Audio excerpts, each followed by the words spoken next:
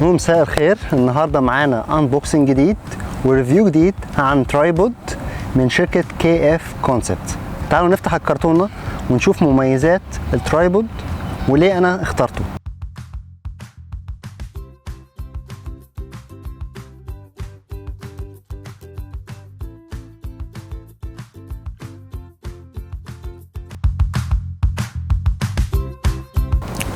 طبعا مش محتاجين علبه في حاجه دلوقتي. الشنطه متينه، خامه حلوه، مش الخامات اللي هي البلاستيك الحاجات التعبانه، لا كويسه جدا. وكمان اسم الشركه هنا مكتوب عليها KF Concepts والرابر حلوه. طيب تعالوا نفتح. وفي حزام اللي حب طبعا يشيلها كانها زي الشنطه.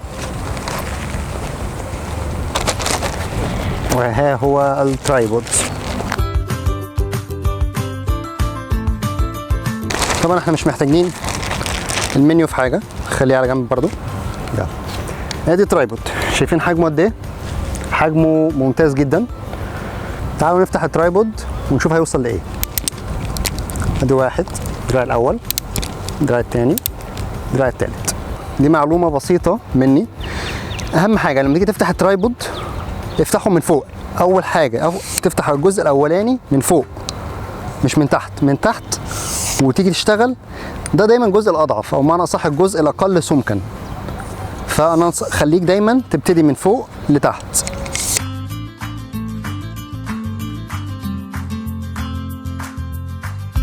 واللي برضو عجبني في الترايبود هنا ان هو مش نظام الرول. في بعض الترايبودز بيبقى عباره عن ايه، اللي انا اقعد اربط وافك واحل.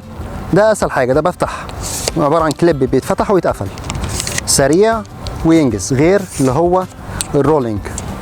طيب بس كده اتفتح بقى، طوله متر 80. لسه لما نعمل اكستنشن للجزء ده، تعالوا نشوف هيوصل لفين.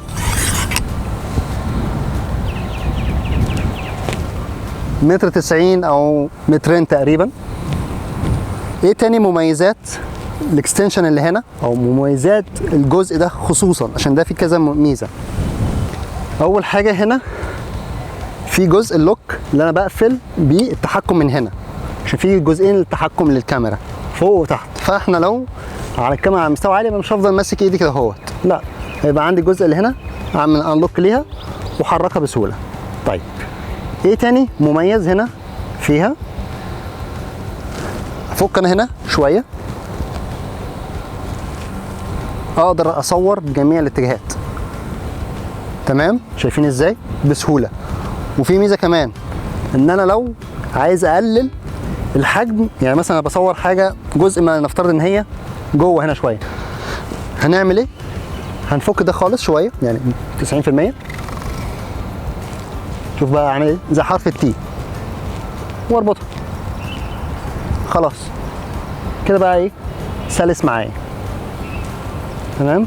ولو في ناس بتحب تصور ايه الحاجه من تحت لفوق، فهو يقدر يصور تدريجي وسموث خالص، يعني هي سهله وناعمه، مش هيبقى فيه تقطيع في التصوير اذا كان فيديو او اذا كان صور.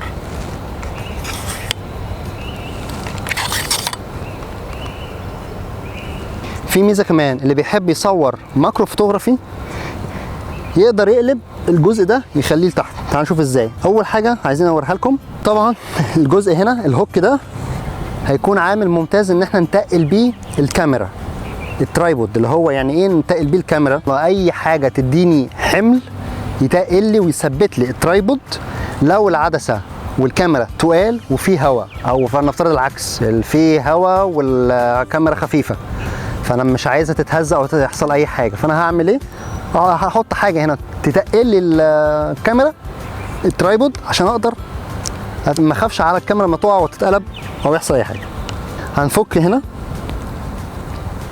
تمام، ممتازه ان هي طويله، دي حاجه معناها ان هي كويسه، مسمار ممتاز اساسا.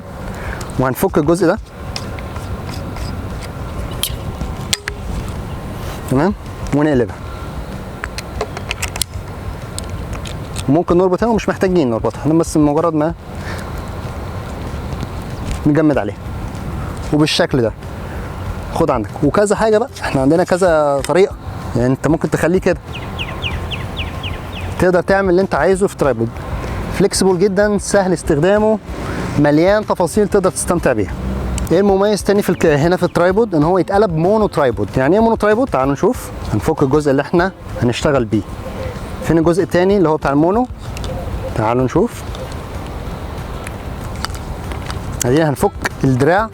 والميزه كمان هنا اهو في دراع المونو ان هو فيه سفنج يسهل المسكه والتحكم فيه، ما يبقاش ناعم ويتزحلق من ايدي. تعالوا نشوف.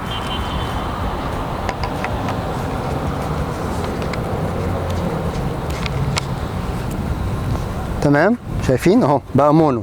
ايه تاني؟ هنقدر كمان زي ما كنا قايلين من شويه ان احنا نقدر نرفعه. حلو قوي، طار بره الكادر. ايه الميزه في كده؟ لما اطلعه فوق، انت في حفله، انت في مكان عايز تصور حاجه بعيده او في ناس كتير انت حواليهم ومش عارف تصور من الناس، بتعمل ايه؟ بترفع لفوق وانت ماسك ترابط مش واخد مكان وتصور اللي انت عايزه. طيب تعالوا نشوف التفاصيل. الهيد نفسها هنا اهو عباره عن ايه.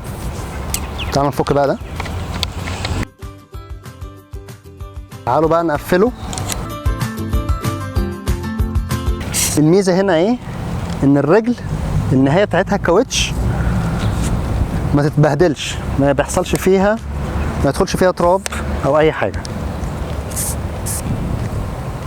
طيب تعالوا نشوف ايه المزايا الهيد هنا. تعالوا نبتدي من فوق. اول حاجه هنا القاعده بتاعه الكاميرا دي رابر طبعا باسم الشركه، دي حاجه شيك يعني، عجباني ان هي تبقى كي اف وفي نفس الوقت عاملينها ايه؟ كاوتش. افكها انا كده سهله خالص للتركيب والفك. وفيها ميزه كمان، حتى المسمار نفسه متين وقوي. كويك ريليز اللي هو سهل، مجرد بس ما احطه كده واربط. وفي نفس الوقت هنا اهو في ايه؟ تدريج من 0 ل 10 يمين وشمال عشان اقدر اتحكم في الحيز اللي انا عايز احطه فيها. وكمان فيها ميزه ان انا كده بصور افقي واقدر اصور راسي. تمام؟ ده الريليز، ده اللي هو بيخليها، شايفين سايبه ازاي؟ انا اول ما اربط هنا اهو تمام نشفت. والجزء المسمار ده اقدر اتحكم فيه لو انا بصور حاجه سينماتيك، اللي هو يمين شمال شمال يمين، بسهوله وسلسه جدا. طبعا تديني هنا درجات لو انا عايز اعرف هاخد من كام لكام الايه؟ درجه الزوايا، واثبتها من هنا. اخر ميزه فيه هنا ميزان الميه عشان اقدر اعرف مستوى الترايبود. وده كان ترايبود من شركه كي اف كونسبت، ارشحه جدا ليكم لحد محتاج بروفيشنال ترايبود. بالنسبه لسعره ممتاز جدا، انت هتلاقي شركات كتيره منزله نفس الاوبشنز دي بس تقريبا ضعف الثمن تقريبا. اتمنى يكون الفيديو عجبكم، يا ريت لايك شير سبسكرايب، ورايكم يهمني، وادوني تعليقاتكم لو انتم محتاجين اعمل ريفيو عن حاجه معينه. شكرا، نشوفكم الحلقه الجايه.